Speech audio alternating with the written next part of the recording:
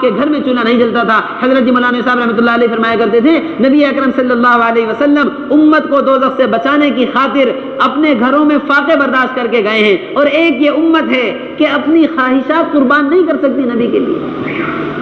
ایک دکان سے 2 دکان ہو جاویں، ایک گھر سے 2 گھر ہو جاویں، 1 روپیہ سے 2 روپیہ ہو جاوے، 2 روپیہ سے 4 روپیہ ہو جائیں، ساری زندگی کی محنت اسی میں جھونک دی۔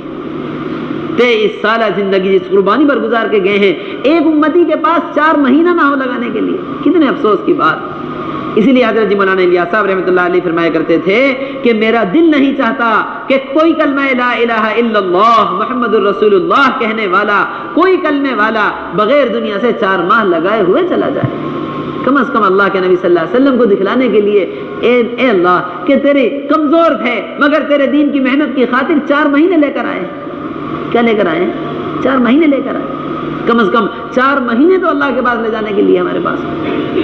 اس لیے میرے محترم دوست بزرگوں، حضرت مولانا الیاس مولانا صاحب رحمۃ اللہ علیہما کے زمانے میں جماعتیں روانہ ہوتی تھی جہاں سے روزہ جماعت کا نکلنے کا کوئی امکان نہیں، جہاں علاقے والے کام کو جانتے بھی نہیں تھے، وہاں یہ کہہ کر بھیجا کرتے تھے کہ 4 ماہ سے کم کی تشکیل مت کرنا۔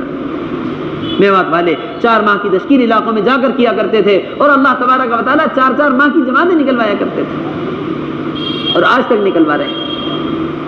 کراچی جماعت چلی گئی، کراچی والوں نے کہہ دیا آپ علاقے میں جائیں گے تو ہم علاقوں میں جائیں گے تو علاقے والے ہم سے بھی کہیں گے۔ کیا کہیں گے علاقے والے؟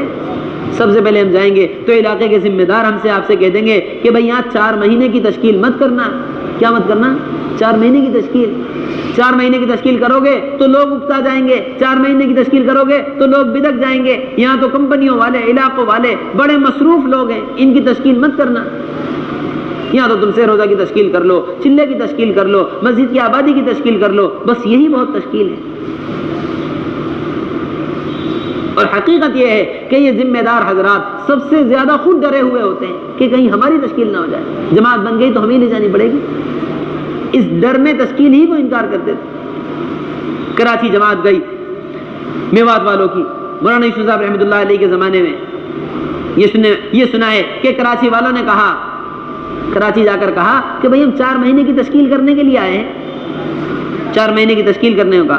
کراچی والوں نے کہہ دیا کہ بھئی یہاں تو بڑے مصروف لوگ ہیں، کمپنیوں والے، علاقوں والے، ٹائم ٹیبل کے ساتھ چلنے والے، یہ وقت آفس کا، یہ گھر کا، یہ دکان کا، یہ فلانے کام کا، تم ان کو مسجد میں وقت لے لو، تم ان کے سے روزہ لگوا دو، بہت بڑی بات ہے۔ میوات والوں نے کہہ دیا کہ ہم سے تو یہ کہا گیا ہے کہ 4 مہینے کی تشکیل کرنی ہے، 4 مہینے کی تشکیل کرتے ہیں تو ہم یہاں آپ کے یہاں کام کریں گے، ورنہ آپ کی کراچی ہمیں کوئی کام کرنے کا شوق نہیں، ہم واپس نظام الدین جا رہے ہیں، جیسا حضرت نے کہا تھا ایسا کام کریں گے۔ کراچی والوں نے کہا کہ تم ضد پر ہو تو چلو کر کے دیکھ لو۔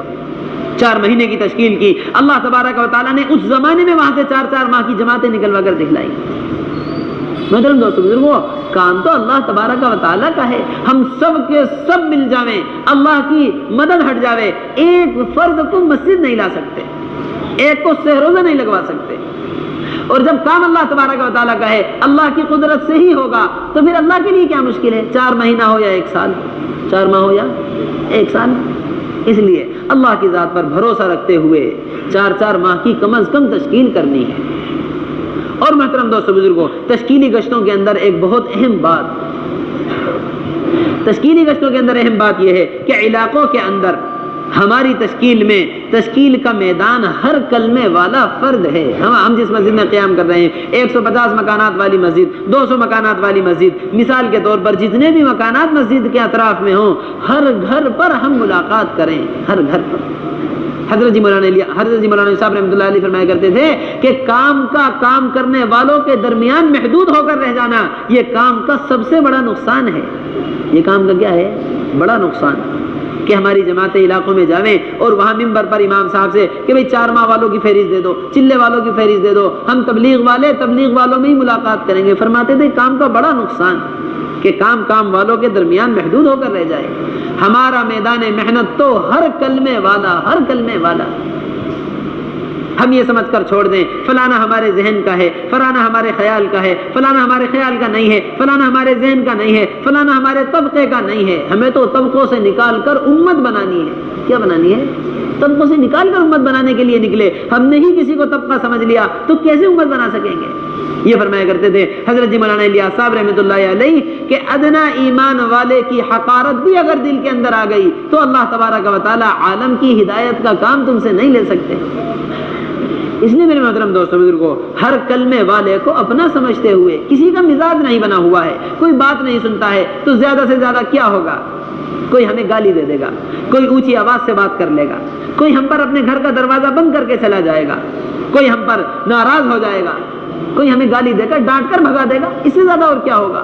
کسی نے ہمیں مار بھی دیا تو اللہ کے نبی صلی اللہ علیہ وسلم کی سنتیں ادا ہو رہی ہیں. ہمارے نبی جب یہ تکلیف اٹھا سکتے ہیں تو ہم کیوں نہیں اٹھا سکتے؟ اس طرح علاقوں کے اندر کام کیا گیا. اللہ تبارک و تعالی جزائے خیر عطا فرمائے. کن قربانیوں کے ساتھ علاقے کے اندر کام کیا ہے بھائی اسلم صاحب کو اللہ تعالی جزائے خیر عطا فرمائے. کن قربانیوں کے ساتھ کیا ہے، کتنے پتھر کھائے، کتنی گالیاں کھائیں، کتنے تھوک سہے، کتنی تکلیفیں اٹھائی ہیں. آج اللہ تبارک و تعالیٰ نے کر کے دکھلا دیا ہے. 100 جماعتیں علاقے سے تیار بیٹھی ہوئی ہیں نکلنے کے لیے. بھلا ان کا نکلنا ممکن تھا؟ وہ تو جس جگہ پر جب قربانی دی جائے گی دین کی خاطر، اللہ تبارک و تعالیٰ قربانی دینے والے کو اور قربانی دینے والی جگہ کو دونوں کو قبول فرما لیں گے. یہاں ماحول بنا دیں گے اور اس کو قبول فرما لیں گے. اس لیے محترم دوستو بزرگوں، ہر ایک پر محنت ہماری ذمہ داری ہے، ہر ایک پر. اور تشکیل کے اندر چوتھی بات یہ حضرت فرماتے ہیں، بڑی اہم بات، کہ تشکیل میں تشکیل کرنے والے اللہ کے نبی صلی اللہ علیہ وسلم اور صحابہ کرام رضوان اللہ تعالی علیہم اجمعین کے واقعات سنا کر نکلنے والوں کو آمادہ کریں. نکلنے والوں کو کیا کریں؟ نکلنے والوں کو آمادہ کریں. آمادہ نکلنے والوں کو زبردستی نہیں کرنی ہے، ان کا ہاتھ پکڑ کر نہیں کھینچنا ہے، بلکہ ان کو اندر سے نکلنے کے لیے آمادہ کیا جائے. اتنی خوشامد تشکیل کے اندر کی جائے. بس یہ خوشامد والی بات یہ فرماتے ہیں. اللہ کے نبی صلی اللہ علیہ وسلم کی خوشامد پر اللہ تبارک و تعالیٰ کو ترس آ رہا تھا. اللہ کے نبی صلی اللہ علیہ وسلم کی خوشامد پر عمر رضی اللہ تعالیٰ عنہ کو ترس آ رہا تھا. ایسی خوشامد کر رہے تھے کہ یہ خوشامد اللہ کے راستے کے لیے تیار کرنے کے لیے. حضرت جی مولانا الیاس صاحب رحمۃ اللہ علیہ کے بارے میں سنا ہے کہ اتنی خوشامد کیا کرتے تھے، اتنی خوشامد کیا کرتے تھے کہ میوات والے کہا کرتے تھے، بات میوات والوں کو کوئی سمجھ میں نہیں آتی تھی. بہترین شاندار اردو بولنے والے، آدھی اردو آدھی فارسی، اور ان میواتیوں کو سیدھی زبان بھی سمجھ میں نہ آتے. ایسے میواتی لوگ، آپ کی بات ان کو کوئی سمجھ میں نہیں آتی تھی، بلکہ یہ کہا کرتے تھے کہ ہم تو اللہ کے راستے میں اس لیے نکل رہے ہیں کہ کہیں یہ بڈھا مر نہ جاوے. کہیں یہ بڈھا کیا نہ ہو جائے؟ ہاں، کہیں یہ بڈھا دعوت دیتے دیتے مر نہ جائے. اس لیے ہم اللہ کے راستے میں نکل رہے ہیں. اس لیے فرماتے ہیں کہ تشکیل میں خوشامد، اپنے آپ کو تھکاؤ، خوب تھکاؤ، کہ ہمارے تھکنے پر اللہ کو بھی ترس آئے، اللہ کے بندوں کو بھی ترس آ جاوے، اللہ تبارک و تعالی ہدایت کی ہوائیں چلا دیں اور پھر یہ اللہ کے راستے میں نکل جائے. اتنی خوشامد کرنی ہے. اور یہ فرماتے ہیں کہ ان نکلنے والوں کی پریشانی کو سنو، ان کی بیماری کا حال سنا، ان کی دکان کا حال سنا، ان کے کاروبار کا حال سنا، ان کی پریشانیوں کو سنا، اور ان کی پریشانیوں کا حل صحابہ اکرام کے واقعات سے بتلاؤ. کس سے بتلاؤ؟ صحابہ کے واقعات سے. آپ بیمار ہیں، صحابہ بھی بیماری میں نکلا کرتے تھے. عمرو بن الجموح پیر سے لنگڑے تھے، اللہ کے راستے میں یہ کہہ کر نکلے تھے کہ بچے جنت کی طرف جائیں، باپ پیچھے رہ جائے، یہ اچھی بات نہیں ہے. یہ کہہ کر لنگڑے پن میں اللہ کے راستے میں نکلے اور شہید ہو گئے. مقداد رضی اللہ تعالی عنہ ایسے بھاری بدن تھے کہ جہاں تشریف فرماتے تھے گوشت لٹک جایا کرتا تھا. لوگ کہتے تھے کہ آپ اللہ کے راستے میں مت جائیے، آپ معذور ہیں. فرمایا کرتے تھے انفروا خفافا وثقالا، ہلکے ہو یا بھاری اللہ کے راستے میں نکلو. قرآن پاک کی آیت مجھے رکنے نہیں دیتی. اپنے کھیت کا کاروبار کا مسئلہ رکھ رہے ہیں تو ان سے کہہ دو کہ مدینہ منورہ والے اپنے کاروباروں کو، اپنی کھجوروں کو چھوڑ کر نکلے. اللہ تبارک و تعالیٰ نے ان کی زندگیوں میں، ان کے باغات میں، ان کے مدینہ منورہ میں ہر چیز میں برکت کر دی ہے. آج مدینہ منورہ چلے جاؤ، ان کی قربانیوں کی برکت کے اثرات کیسے مدینہ منورہ کی برکات. یہ فرمایا کرتے تھے حضرت جی مولانا صاحب رحمۃ اللہ علیہ، جس مسئلے کو چھوڑ کر اللہ کے راستے میں، جس کام کی، جس مسئلے کی قربانی دے کر اللہ کے راستے میں نکل گئے، اللہ تبارک و تعالیٰ نسلوں تک حل فرما کر دکھلائیں گے. مدینے والے بیماری میں نکلے، ان کی بیماری کو شفا سے تبدیل کر دیا. یہ اپنے باغات کو چھوڑ کر نکلے، ان کے مدینے کو کھجوروں کی منڈی بنا دیا ہے. خوف میں مدینہ منورہ سے نکلے، اللہ نے قیامت تک کے لیے امن کا شہر بنا دیا ہے. ساری دنیا میں فتنے ہوں گے، مدینہ منورہ محفوظ ہوگا. اس لیے صحابہ کے واقعات سے حل بتلاتے ہوئے ان کو اللہ کے راستے کے لیے آمادہ کرنا ہے. اللہ کے راستے کے لیے کیا کرنا ہے؟ آمادہ کرنا ہے. پھر جتنے لوگوں کے تشکیل میں نام آ جائیں، یہاں مسجد کی آبادی کی محنت کے دوران، یہاں عمومی گشتوں کے یہاں مسجد میں عمومی بات چیت کے درمیان، یہاں مذاکروں کے درمیان جتنے بھی نام اللہ کے راستے کے لیے آ جائیں، ان ناموں کو نقد وصول کرنا. ان ناموں کو کیا کرنا ہے؟ نقد وصول کرنا. یہ اللہ کے راستے میں نکل کر وصولیابی والا گشت ہے. یہ اللہ کے راستے میں نکل کر کیا ہے؟ وصولیابی والا گشت. اس میں میرے محترم دوستو بزرگوں، وصولیابی والے گشتوں کے اندر سب سے زیادہ قوت لگے گی، سب سے زیادہ قوت. ایک ایک کے گھر بار بار جانا، ایک ایک کی خوشامد کرنا، ایک ایک کی خوشامد کر کے لے کر آنا. ایک ساتھی کے گھر گئے، دوسری مرتبہ گئے، تیسری مرتبہ ساتھی کے گھر گئے، چوتھی مرتبہ اس کو جب لینے کے لیے گئے پھر عذر بیان کر دیا. پھر کیا کر دیا؟ پھر عذر بیان کر دیا. 3 مرتبہ، چوتھی مرتبہ کے بعد 5ویں مرتبہ گئے، پتہ چلا گھر سے غائب ہو گئے. ایسی تکالیف ان وصولیابی والے گشتوں میں بار بار ایک ایک کا گھر کا چکر. ہماری کوشش یہ ہوتی ہے کہ بس 1-2 چکر میں تیار ہو جائے. کیا ہو جائے؟ ایک چکر میں تیار. جبکہ حقیقت یہ ہے کہ بار بار چکر لگانے پر ہی اللہ کے راستے کے لیے تیار ہوتا ہے. جناب رسول اللہ صلی اللہ علیہ وسلم مکہ مکرمہ میں ایک ایک گھر پر بار بار تشریف لے جا رہے ہیں. عمر رضی اللہ تعالیٰ عنہ فرماتے تھے 70 مرتبہ میرے یہاں آئے ہیں، 100 مرتبہ میرے پاس آئے، ہر مرتبہ ایسا جواب دے کر لوٹایا کہ امید ہوا کرتی تھی اب دوبارہ نہیں آئیں گے، مگر اگلی صبح جناب رسول اللہ صلی اللہ علیہ وسلم اسی امید اور اسی تمنا کو لے کر دعوت لے کر ہمارے گھر آ جایا کرتے. 70 مرتبہ 100 مرتبہ ایک ایک گھر کے چکر جناب رسول اللہ صلی اللہ علیہ وسلم نے لگائے. اس طرح میرے محترم دوستو بزرگوں، ان کو ہر ممکن کوشش وصول کر کے لانا ہے. وصولیابی کے اندر سب سے اہم بات یہ بتلاتے ہیں کہ اللہ کے راستے کے لیے تشکیل کی تو اب اس نقد تشکیل کو نقد وصول کر لو. حضرت جی مولانا الیاس صاحب رحمۃ اللہ علیہ کی یہی ترتیب تھی. میوات تشریف لے جایا کرتے تھے، صبح سے شام تک محنت کی، شام کو جو تیار ہوئے ان کو نقد وصول کیا، اللہ کے راستے کی روانگی ہدایات ان کو دی اور ان کو نقد اللہ کے راستے کے لیے روانہ کر دیا. اس لیے کہ محترم دوستو بزرگوں، ابھی جناب رسول اللہ صلی اللہ علیہ وسلم کے واقعات سنائے ہیں، ابھی صحابہ کی قربانیاں بتلائی ہیں. اب ایک جذبہ دل کے اندر پیدا ہو گیا. کیا پیدا ہو گیا؟ ایک جذبہ دل میں پیدا ہو گیا.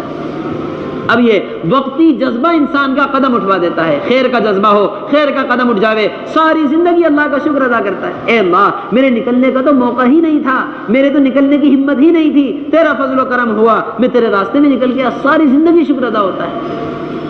1-4 مہینے پر زندگی بدل گئی. اپنے نکلنے والا دن یاد رکھتے ہیں کہ کس طرح نکلے تھے. اور خدا نہ کرے برا جذبہ کسی میں پیدا ہو جاوے، برا جذبہ برا کام کروا دے. اللہ سب کی حفاظت فرمائے. ساری زندگی جب بھی یاد آتا ہے تبھی غم ہوتا ہے. اس لیے میں دوستو بزرگوں، اس جذبے کا فائدہ اٹھاتے ہوئے نقد وصول کر لیا جائے. 2 ساتھی تیار ہوئے ہیں، ان کو نقد وصول کر لیا، ان کو اپنے ساتھ مسجد بستر اور سامان کے ساتھ اٹھا کر لے کر آ گئے. اگر 2-3 ساتھی تیار کر کے ہم نے 2-4-5 دن کے بعد کی تاریخ دے کر ان کو چھوڑ دیا تو یہ دوبارہ ماحول میں جا کر پھر ان کا ہاتھ لگنا مشکل ہو جائے گا. اس طرح وصولیابی والے گشتوں کے اندر ان کو نقد اٹھا کر لایا جائے اور اپنے ساتھ اپنی جماعت کا حصہ بنا کر رکھ لیا جائے. 2 سے 4 ہوں گے، 4 سے 6 ہو جائیں گے. علاقے والوں کے مشورے سے پوری جماعت مکمل کر کے ان کو رخ دے کر اللہ کے راستے میں روانہ کر دیا جائے. اور ان کو اللہ کے راستے میں روانہ کرنے سے پہلے جس طرح روانگی ہدایات ہم سن کر جا رہے ہیں اور اپنے علاقے کے ذمہ داروں سے روانگی ہدایات سنتے رہیں گے، اسی طرح ان کو روانگی اور ہدایات دے کر پھر اللہ کے راستے میں روانہ کرنا ہے کہ بھائی اللہ کے راستے میں نکل کر کیا کرنا ہے. یہی ساری بات ہے. اس طرح سے وصولیابی والا گشت ایک ایک کو وصول کر کے تیار کر کے لے کر آ جانا، یہ اللہ کے راستے کے گشت ہے. اور 5واں گشت یہ فرماتے ہیں کہ اللہ کے راستے میں نکل کر تعلیمی گشت. صبح کو منتخب احادیث اور شام کو فضائل اعمال، دونوں وقتوں کی تعلیم کے ساتھ تعلیمی گشت کیے جائیں گے. ساری جماعت بیٹھی ہوئی ہے، 2-2 ساتھیوں کو تھوڑے تھوڑے وقت کے لیے گشت میں بھیجا جائے کہ سارے ساتھی تعلیم سے بھی گزر جائیں اور سارے ساتھی گشت والی محنت میں بھی لگ جائیں. 2 ساتھی باہر جائیں گے، وہ باہر سے تعلیم کے لیے تشکیل کر کے ساتھیوں کو کہ مسجد میں اللہ کے نبی صلی اللہ علیہ وسلم کی حدیثیں سنائی جا رہی ہیں، تعلیم کے لیے باہر سے اٹھا کر لے کر آئیں گے. یہ ہمارے 5 گشت اللہ کے راستے میں نکل کر، عمومی گشت، خصوصی گشت، تشکیلی گشت، وصولیابی والا گشت اور تعلیمی گشت. اور اس کے بعد مسجد کی آبادی کی محنت. محترم دوستوں بزرگوں، جتنے بھی گشت اللہ کے راستے میں نکل کر ہمارے ہیں، ہمارے حضرت فرماتے ہیں کہ ہمارے سارے گشت، ساری ملاقاتیں برائے مسجد ہیں. ہمارے گشت برائے گشت نہیں ہیں، ہماری ملاقاتیں برائے ملاقات نہیں ہیں، ہمارے گشت اور ہماری ملاقاتیں برائے مسجد ہیں. کیسے ہیں؟ برائے مسجد. اس لیے کہ یہ فرمایا جاتا ہے کہ گشت کرنے والے کی کیفیت غوطہ خور کی طرح ہوتی ہے. کس کی طرح ہوتی ہے؟ غوطہ خور، کہ ڈوبنے والے کو پانی سے نکالنے والا. اب غوطہ خور کی کیفیت کیسی ہوتی ہے؟ ڈوبنے والے کا ہاتھ لگا تو ہاتھ سے پکڑ کر نکال لیتا ہے، بال ہاتھ لگے تو بال سے پکڑ لیا، جو حصہ جسم کا ہاتھ لگ جاتا ہے اس سے پکڑ کر باہر نکال لیتا ہے. کہ وہ ایک پریشانی اور ایک مصیبت میں ہے، اس کو نکالنا ہے باہر. یا ہم نے کوئی ایسا سمجھدار غوطہ خور دیکھا ہو جو پانی میں اتر کر ڈوبنے والے ہی سے بات کر رہا ہو؟ کیا کر رہا ہو؟ بھائی آپ کیسے ڈوب گئے؟ جب آپ کو پتا تھا کہ تیرنا نہیں آتا اور ڈوبنے کی زحمت ہو سکتی ہے تو آپ پانی میں اترے ہی کیوں تھے؟ بتلاؤ. یہ بات ڈوبنے والے کو سمجھ میں آئے گی؟ سب سے پہلے اس کو پانی سے نکال کر باہر لایا جائے گا، اس کے اندر کا پانی باہر نکالا جائے گا، جب ہوش میں آ جائے گا تب جا کر بات سمجھ میں آئے گی. بعینہ ہی اسی طرح حضرت فرماتے ہیں کہ ایک بدبو کے ماحول میں رہنے والے کے اندر سے بدبو کا احساس ختم ہو جاتا ہے، اسی طرح منکرات کے ماحول میں رہنے والا ہے کہ اس کے اندر سے منکرات کا احساس ختم ہو گیا ہے. سب سے پہلے اس کا ماحول تبدیل کیا جائے تاکہ اس کو اپنے اس ماحول کی گندگی کا احساس ہو. تب جا کر مسجد میں لا کر بٹھائیں گے، تب جا کر بات سمجھ میں آئے گی. کنتم خیر امت اخرجت للناس. ابو ہریرہ رضی اللہ تعالی عنہ امام المحدثین فرماتے ہیں کہ تم خیر امت اس وقت تک ہو نہیں سکتے جب تک تم منکرات کے ماحول میں پڑے ہوئے لوگوں کو اٹھا کر ان کا ماحول تبدیل کر کے معروفات کے ماحول میں نہ لے آؤ. بخوشی آ جائیں تو بخوشی لے آؤ، بخوشی نہ آویں تو ان کے گلوں میں زنجیریں ڈال کر جب تک تم کھینچ کر ان کو معروفات کے ماحول میں نہ لے آؤ اس وقت تک تم خیر امت ہو نہیں سکتے. کتنی واضح بات ہے. اس لیے میرے محترم دوستو بزرگوں، بازار کا ماحول، چائے کے اڈوں کا ماحول، غفلت گاہوں کا ماحول، یہ منکرات کا ماحول، اس سے اٹھا کر مسجد میں لے کر آنا ہے. اس سے اٹھا کر کہاں لانا ہے؟ مسجد میں. جناب رسول اللہ صلی اللہ علیہ وسلم نے کتنے فضائل امت کو مسجد کے سکھلائے ہیں، کتنے فضائل بتلائے. قرآن اور حدیث مسجد کے فضائل سے بھرا ہوا ہے کہ ایک مسجد کی طرف قدم اٹھانے والا دین کی بات کو سیکھنے سکھلانے کے لیے اللہ تبارک و تعالیٰ کامل حج کا اجر و ثواب عطا فرماتے ہیں. رات کے اندھیرے میں آنے والا کامل روشنی کی، کامل نور کی اللہ تبارک و تعالیٰ قیامت کے دن کامل نور کا وعدہ فرما رہے ہیں. دین کی بات کو سیکھنے سکھلانے، رات کے اندھیرے میں چل کر آنے اور دن اور شام کو صبح شام مسجد آنے والا اللہ اس کے میزبان ہوتے ہیں اور یہ اللہ کا مہمان ہوتا ہے. اللہ فرما رہے ہیں کہ میزبان پر آنے والے مہمان کی ذمہ داری ہے. من اتانی ماشیا اتیتہ ہرولۃ. اللہ فرما رہے ہیں جو میری طرف چل کر آئے میں اس کی طرف دوڑ کر آتا ہوں. مسجد میں داخل ہونے والا اللہ کی رحمت اس طرح گلے لگاتی ہے جس طرح بچھڑا ہوا دوست کو گلے لگاتا ہے. اسی لیے حضرت مولانا الیاس صاحب رحمۃ اللہ علیہ فرمایا کرتے تھے کہ جس شخص کا قدم تم نے مسجد کی طرف اٹھوا دیا اس کو اللہ کی رحمت کے حوالے کر دیا ہے. اس کو کیا کر دیا؟ اللہ کی رحمت کے حوالے. گناہوں سے چور، حالات سے پریشان، گھر کی نااتفاقیاں، گھر کے جھگڑے، کیسی پریشانی اور مصیبتوں میں امت مبتلا ہے. اللہ کی رحمت کی کتنی محتاج ہے، اللہ کی رحمت کی کتنی محتاج. پھر بھی یہ کہتے ہیں کہ مسجد لانا کوئی ضروری نہیں. بتلاؤ اللہ کی رحمت کی محتاجگی کس کو نہیں ہے؟ اس لیے میرے محترم دوست بزرگوں، مسجد میں اٹھا کر لے کر آنا. ایک قدم اللہ کے گھر کی طرف اٹھوا دیا، اللہ کی رحمت کے حوالے کر دیا، اللہ کی رحمت کی طرف دوڑ کر آ گئی، گھر میں مسجد میں داخل ہو گیا تو اللہ کی رحمت نے اس طرح گلے سے لگا لیا جس طرح بچھڑا ہوا دوست کو لگاتا ہے. اس طرح ہر ایک کو ہر گشت کے دوران مسجد میں لے کر آنا. ابو ہریرہ رضی اللہ تعالی عنہ بازار والوں پر گشت کر رہے ہیں اور یہ فرما رہے ہیں ما اعجزکم یا اہل السوق. کس چیز نے تمہیں عاجز کر دیا ہے کہ مسجد میں جناب رسول اللہ صلی اللہ علیہ وسلم کی میراث تقسیم ہو رہی ہے. میراث بتلا کر مسجد کے حلقے کی طرف بازار والوں کو بھیج رہے تھے. کہاں بھیج رہے تھے؟ مسجد کے حلقے کی طرف. یہ حضرت فرماتے ہیں کہ مسجد میں اعمال قائم کرتے ہوئے باہر کی ملاقاتوں کے ذریعے ایمان والوں کو اٹھا کر مسجد میں لے کر آ جانا، یہ مسجد کی آبادی کی محنت ہے. یہ مسجد کی آبادی کی کیا ہے؟ محنت. یہاں عمل قائم کرتے ہوئے باہر کی ملاقاتوں کے ذریعے ایمان والوں کو مسجد میں اٹھا کر لے آنا، یہ مسجد کی آبادی کی محنت. باہر ملاقاتیں کرنے والوں کے بارے میں فرماتے ہیں کہ 3 قسم کی باہر جماعتیں بنا لو. کتنی قسم کی؟ یہ وہ سمجھنے کی بات ہے. آبادی کا عمل سب کرتے ہیں مگر سب مختلف طریقوں سے کر رہے ہیں. یہ فرماتے ہیں کہ باہر 3 قسم کی ملاقاتیں ہو جائیں. ایک جماعت وہ بنا دو جو باہر بازاروں میں، چائے کے اڈوں پر، کھیل کے میدانوں پر، جتنی بھی غفلت گاہوں میں مسلمان اس وقت مصروف ہے، سب سے اٹھا کر لے کر آئیں. یہ فرماتے ہیں سب سے پہلے ملنے والا مسلمان سب سے زیادہ حقدار ہے کہ اس کو اللہ کے گھر لایا جائے. اس طرح ایک ملاقات. اور دوسری ملاقات یہ فرماتے ہیں آبادی کے عمل کے دوران گھر گھر کی بھی ملاقات کر لی جائے. گھر گھر کی بھی ملاقات، ایک ایک دروازے پر گھر گھر سے لوگوں کو اللہ کے راستے کے لیے لانا. اور تیسری ملاقات یہ فرماتے ہیں کہ جس طرح اللہ کے راستے میں جانے والوں تشکیل شدہ لوگوں کو اللہ کے راستے کے لیے وصول کیا جاتا ہے نامزد، اسی طرح ہماری مسجد میں وقت دینے کے لیے جو تیار ہو گئے تھے، مثال کے طور پر عبداللہ عبد الرحمن ظہر میں وقت دینے کے لیے تیار ہو گئے. ظہر کی نماز کے بعد مسجد کی آبادی کی محنت کرنے والے ان کو ان کے گھروں سے وصول کر کے لاویں نامزد کہ آپ ماشاءاللہ ظہر میں وقت دینے کے لیے تیار ہو گئے تھے، اب ظہر کی محنت شروع ہو گئی ہے، آپ تشریف لے آئیے. بازاروں پر ملاقاتیں، گھر گھر پر عمومی ملاقاتیں، اور جنہوں نے وقت دینے کا وعدہ کر لیا تھا ان کو باقاعدہ مسجد کی آبادی کے لیے وصول کرنا. یہ تینوں ملاقاتیں ہماری آبادی میں ہو جائیں. لانے والے استقبال والے کے حوالے کر دیں، استقبال والے انتظام کر کے رکھیں لنگی کا، کپڑوں کا. بہت ساری ملاقاتوں میں آنے والے یہ عذر کرتے ہیں کہ بھائی ہم تو ناپاک ہیں. ہم تو کیا ہیں؟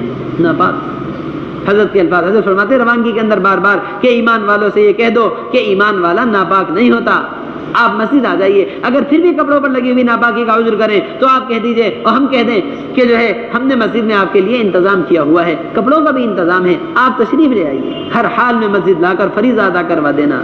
حضرت جی مولانا الیاس صاحب رحمۃ اللہ علیہ فرمایا کرتے تھے جتنے برے حال سے برے حال ایمان والے کے پاس جاؤ گے اللہ تبارک و تعالیٰ کو اتنا ہی قریب پاؤ گے. اللہ کو اتنا ہی قریب پاؤ. بیچارہ کوئی نشے میں چور، کوئی گناہوں میں مبتلا، کسی نے مسجد کا رخ ہی کبھی ساری زندگی نہیں کیا ہے، آج اس کو اٹھا کر پوری کوشش اور محنت سے اللہ کے گھر لے کر آ گئے. کتنا اللہ تبارک و تعالیٰ لانے والے سے خوش ہوں گے جب آنے والے سے اتنا خوش ہو رہے ہیں. کسی کا بچھڑا ہوا بیٹا اس کو لا کر دے دیا جائے کتنا خوش ہوتا ہے. کوشش ہوگی کہ سارا مال اپنا اسی پر لٹا دوں. کیا لا دیا؟ میرا بچھڑا ہوا بیٹا مجھ کو لا دیا. ایک اللہ سے بھٹکا ہوا بندہ لا کر اللہ سے ملوا دیا. ملوانے والے کو کتنا اللہ کا قرب حاصل ہوگا. فرمایا کرتے تھے جتنے برے حال سے برے حال کے پاس جاؤ گے اتنا اللہ کو قریب پاؤ گے، اتنا اللہ کو قریب پاؤ گے. اس لیے محترم دوستو بزرگوں اس طرح سے مسجد میں اٹھا کر لے کر آنا. پھر یہاں استقبال والے ان کو نماز ادا کروا کر ناپاکی کی حالت میں آئے تو وضو اور لنگی اور سب چیزوں کا انتظام ہمارے ساتھ ہی رکھیں. ان کو کپڑے پہنا کر پاک صاف کروا کے یہاں نماز ادا کروا کر تعلیم میں بٹھوا دیں. اب تعلیم والے پورے چاق و چوبند ہوشیار ہو کر تعلیم کریں. آنے والا ساتھی کتنا وقت لے کر آ رہا ہے، اس کو تعلیم کے حلقے سے گزرواتے ہوئے ایمان کی اور دعوت کے حلقے میں بٹھانا ہے. یہاں تعلیم کرنے والے منتخب حدیث، فضائل اعمال دونوں کتابوں میں سے کسی بھی کتاب سے تعلیم کریں. کسی کتاب کی قید اور تعین نہیں ہے مگر آنے والے کی ضرورت کے مطابق تعلیم ہو. موٹی موٹی حدیثیں پڑھ کر سنائی جائیں. اللہ کے راستے میں نکلنے کے لیے ترغیب دی جا رہی ہے تو اللہ کے راستے کے فضائل پڑھ لیے. نئے آنے والے ہیں تو ایمان کی اہمیت، ایمان کی حدیث، نماز کی حدیث اور علم کی حدیث پڑھی. اللہ کے راستے کے لیے ہر حدیث کے بعد ترغیب دے کر تیار بھی کرتے رہیں درمیان میں. اور پھر تعلیم کے حلقے میں آدھا وقت گزروا کر ایمان کے دعوت کے حلقے میں بٹھا دیں. ایمان و دعوت کے حلقے کے اندر رہنے والے اللہ کے راستے کی تشکیل کریں، روزانہ مسجد کی تشکیل کریں اور جو ہے گھر میں 5 اعمال کے ساتھ تعلیم کی تشکیل کریں. بچوں کے قرآنی مکاتب کی تشکیل کریں. یہ چاروں تشکیل، ایک تشکیل اللہ کے راستے کی ہے اور اس کے ساتھ 3 تشکیلیں مقام پر محنت کی. ایسی تشکیلیں ہیں کہ ہمارے محلوں کے اندر رہنے والے یہی 3 طبقے ہیں. یہ تو محلے میں بالغ مرد ہیں یا عورتیں ہیں یا بچے ہیں. ایسی تشکیل ہو مرد سارے مسجد میں وقت دینے لگیں، عورتیں گھروں میں 5 اعمال کے ساتھ تعلیم شروع کر دیں اور اپنی ہفتے واری تعلیم سے بھی جڑ جائیں اور ہمارے بچے مکتب میں داخل ہو جائیں، سارا محلہ دینی آبادی سے جڑ جائیں. اس طرح یہ چاروں تشکیلیں ایمان کے حلقوں کے اندر. اب حضرت ہمارے فرما رہے ہیں کہ اپنی مسجد کی آبادی کی محنت کے دوران مقام پر بھی خروج میں بھی یہاں دعوت اور ایمان کے حلقے کے ساتھ ساتھ سیکھنے سکھلانے کا بھی حلقہ لگایا جائے. جیسا اللہ کے راستے میں نکل کر دوپہر کی تعلیم کے بعد سیکھنے سکھلانے کا حلقہ لگتا ہے، اسی طرح سیکھنے سکھلانے کا حلقہ آبادی کی محنت کے دوران بھی ہو کہ جب تک سیکھنا سکھلانا مسجد کی سطح پر نہیں آئے گا امت کی جہالت کا کوئی حل نہیں نکل سکتا. آج بھی ہماری مسجد میں 50% سے زائد بڑی احتیاط کے ساتھ نماز پڑھنے والے لوگ وہ ہیں جن کو دعائے قنوت ہی نہیں آتی ہے۔ آپ دعائے قنوت سنو، آپ التحیات سن لو، التحیات صحیح نہیں ہے، دعائے قنوت صحیح نہیں ہے، نماز کے مسائل سن لو، نماز کے مسائل نہیں آتے۔ آج ایک پریشانی اور مصیبت ان کو مسجد تک لے کر آ گئی ہے، مگر ان کو نماز پڑھنے کے طریقے نہیں آتے۔ اس لیے میرے محترم دوستو، بزرگ فرماتے ہیں جس طرح محلے کی ضرورتیں بازار سے پوری ہو رہی ہیں، یہ کارخانے دنیاوی ضرورتوں کو پوری کرتے ہیں، یہ ہماری مسجدیں دینی کارخانے ہیں جو ہماری دینی ضرورتوں کو پورا کریں گے، کہ ایک محلے سے سارے محلے والوں کی دینی ضرورت پوری ہو رہی ہو۔ اس کے لیے اپنے امام صاحب کی خوشامد کر کے، اپنے مولوی صاحب کی خوشامد کر کے، جو درس و تدریس میں یا اپنی دنیاوی کمائی میں مصروف ہیں، ان سے کہہ دیں کہ آپ اپنی سہولت کا کوئی بھی وقت ہماری مسجد میں دے دیجئے۔ آبادی کا عمل ہوتا ہے، اس کے ساتھ ساتھ سیکھنے سکھلانے کا حلقہ، ایمان والوں کو جمع کر کے ہم لائیں گے اور ان کو نماز آپ سکھلائیں گے۔ اس کے لیے علاقے میں امام صاحب کو، مولوی صاحب کو آمادہ کر کے ان کی سہولت کا وقت، آپ کو آدھا گھنٹہ سہولت ہے تو آدھے گھنٹے سے آپ شروعات کر دیجیے۔